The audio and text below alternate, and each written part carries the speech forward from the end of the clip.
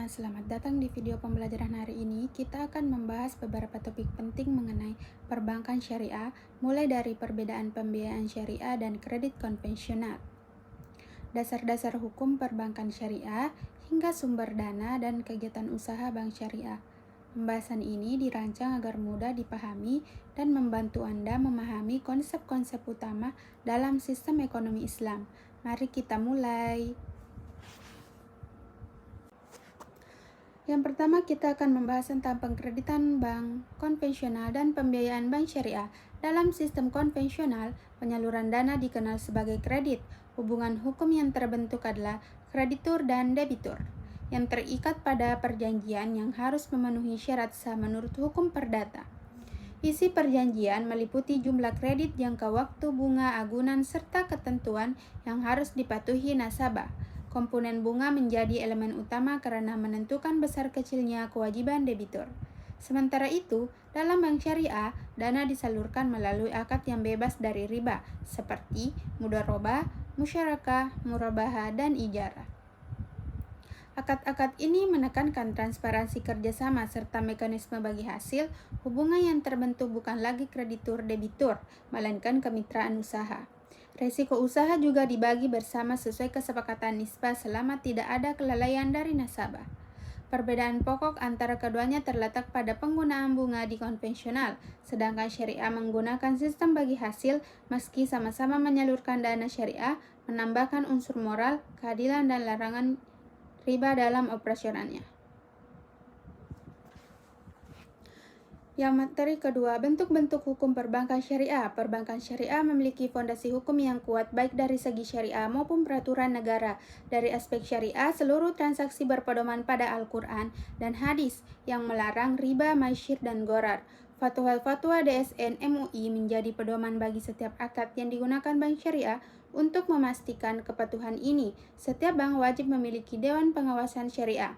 Dari aspek hukum nasional, perbankan syariah diatur melalui Undang-Undang 10/1998 dan diperkuat dengan Undang-Undang 21 tahun 2008 yang mengatur jenis usaha bank syariah, bentuk akad, tata kelola, hingga pengawasan.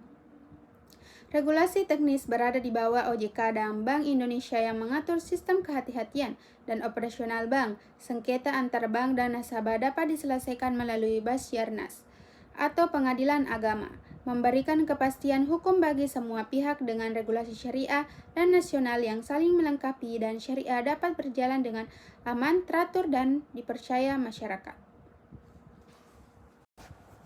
Selanjutnya, materi ketiga. Pengertian dan cakupan hukum perbankan syariah. Perbankan syariah merupakan sistem keuangan yang menjalankan seluruh kegiatan berdasarkan prinsip syariah Islam. Semua transaksi harus bebas dari riba, gharar, dan maisir, serta mengutamakan nilai keadilan dan transparansi. Sistem ini bukan hanya keuangan, tetapi membawa misi moral dan sosial. Perkembangan perbankan syariah di Indonesia dimulai dengan berdirinya Bank Muamalat pada tahun 1991.